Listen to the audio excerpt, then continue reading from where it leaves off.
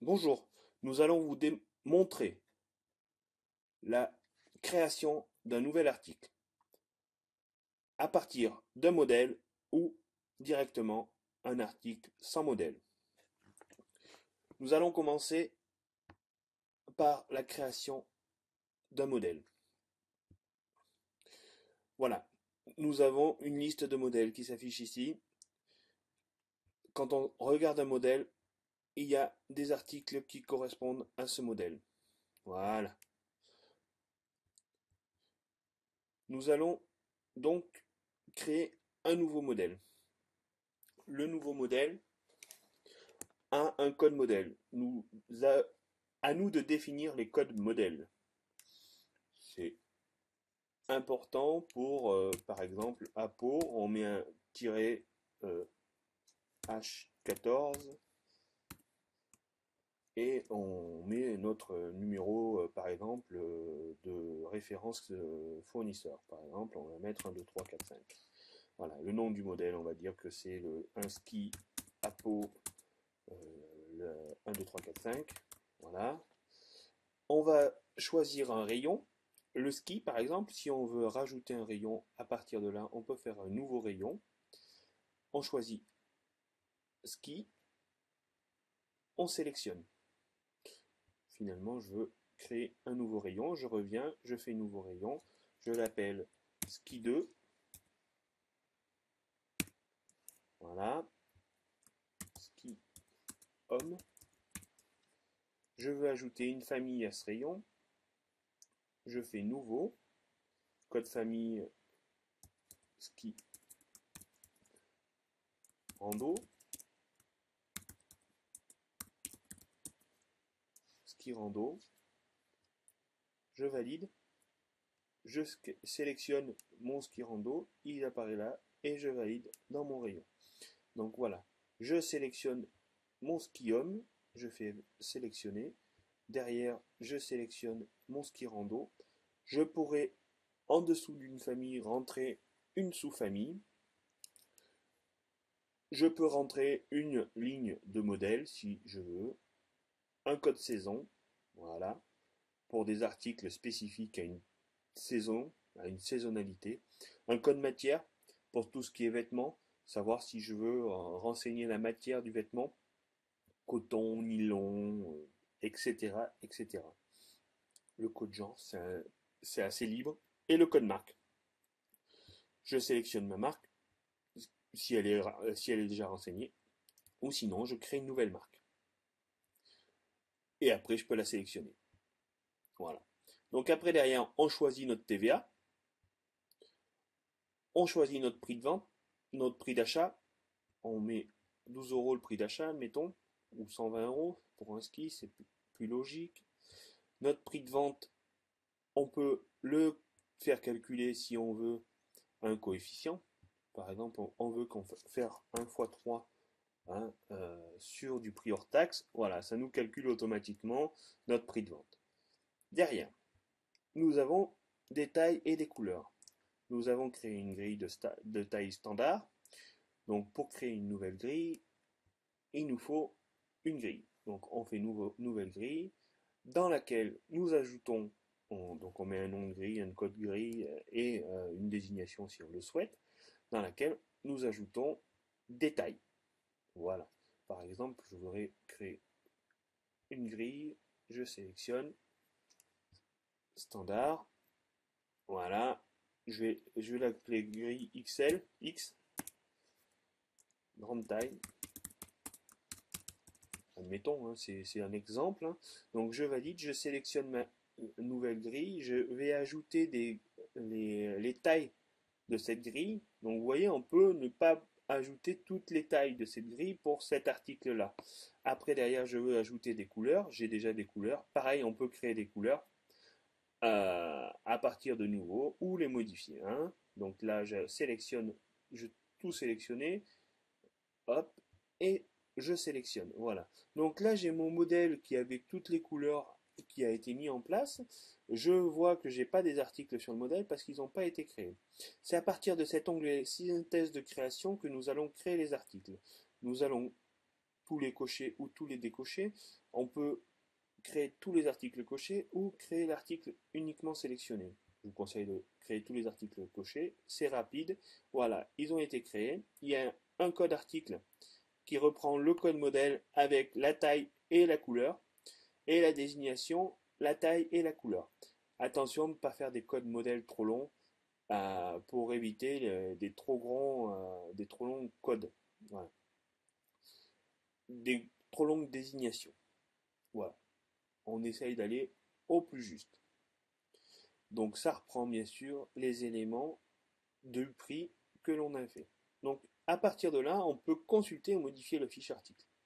Donc là, on rentre dans la fiche article avec plusieurs onglets. Donc l'onglet identification, c'est à cet endroit-là que nous allons rentrer le code barre de l'article. Donc si on a une douchette, on le rentre via la douchette.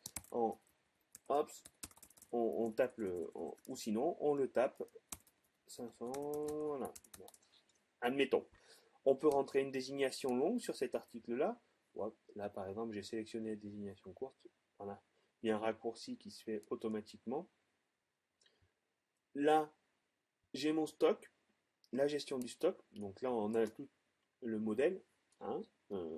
Donc, on reprend notre modèle, toutes les informations qu'on a rentrées dans le modèle. Et donc là, la code taille pour cet article-là et le code couleur pour cet article-là. Le stock. Donc voilà, on gère le stock ici. J'en ai 4 en stock. Voilà, j'ai une valorisation qui se met en place. Je veux un stock. Oui, donc là il me dit j'ai un souci au niveau de. Vous allez rajouter 4 articles en stock et il va y avoir un mouvement de stock de créer. Pas de problème, c'est ce que je veux. Je veux un stock mini au magasin de 1. Voilà, donc au niveau du stock, là c'est des synthèses, tout ça c'est des synthèses. Ça, on ne peut pas le modifier. Ici, on peut mettre, si on souhaite gérer une garantie, le nombre de mois de garantie. Et là, c'est pour voir où est rangé notre article. Ici, le stockage emplacement. Voilà. Donc, derrière, notre tarification, on peut modifier la tarification article par article. Voilà. L'onglet tarification. Il y a plein d'options disponibles. On y reviendra plus tard. L'onglet fournisseur, ça nous permet de rentrer un fournisseur ou plusieurs fournisseurs pour cet article-là, avec les prix d'achat et les quantités de bornage et les quantités selon le prix. Les prix selon les quantités. Voilà. Donc on peut ajouter un fournisseur, on prend un fournisseur test, voilà, et donc là on a un élément, on peut rentrer le code article fournisseur, la quantité de commande, la quantité fin de bornage et le prix d'achat selon la quantité. Voilà. Et tout est expliqué en bas. Voilà. Et les informations ici. Il y a plein de petites aides, des bulles d'aide pour tout comprendre. La photo sert pas énormément. C'est une photo qui nous permettra de définir notre article, mais elle ne servira pas au e-commerce. Hein. Donc on peut sélectionner une photo, il n'y a pas de problème. La photo réduite, elle est réduite si ça nous sert pour l'écran d'encaissement, pour les listes préférentielles. Donc l'onglet association et associé filtre. Donc c'est pour tous les articles associés, c'est le premier encadré. Donc ça propose à la vente tous les articles qui sont associés à l'article en cours. Les articles identiques ou de remplacement. S'il y a un article qui n'est plus en stock, le stock est à 0, le logiciel vous proposera la liste. Voilà. Ci-dessous. Les critères libres. Des critères sur les articles. Ça nous permet de créer des critères complètement libres pour les articles afin de faire des recherches avancées, des filtres avancés dans la recherche dans la liste d'articles. Donc ça, c'est complètement libre. C'est un des gros avantages d'Ageo. Les articles composés. Donc là, c'est un article. Il faudrait que notre article soit composé d'articles. Donc par exemple, un pack. On crée un pack cadeau on fait un pack ski par exemple avec chaussures et fixation. Donc là, c'est notre pack, il a un certain prix et à l'intérieur, on intègre notre article. On va faire, par exemple, ajouter un article, on fait une recherche, voilà, on ajoute un article je vais couper. Voilà, ça va être un petit peu long. Donc, notre affichage est arrivé. Donc, par exemple, je voudrais prendre, hop, je descends. Je vais prendre une fixation, on va dire que ça c'est une fixation. Je vais prendre une chaussure, voilà, et je vais prendre un ski. Voilà. Et donc là, j'ai les sélectionnés et j'envoie les sélectionnés dans mes articles. Voilà. Donc après, on peut ajouter des groupes pour faire des packs en fonction des groupes. Donc ça c'est assez compliqué, mais c'est intéressant, très intéressant. Donc ça vous permet de faire des choix multiples, des articles choix multiples. J'ai un pack, voilà, et à l'intérieur j'ai plusieurs skis, j'ai plusieurs fixations, j'ai plusieurs chaussures. Tout ça, ça est vendu au même prix, voilà. Et derrière, je mets des articles différents, voilà.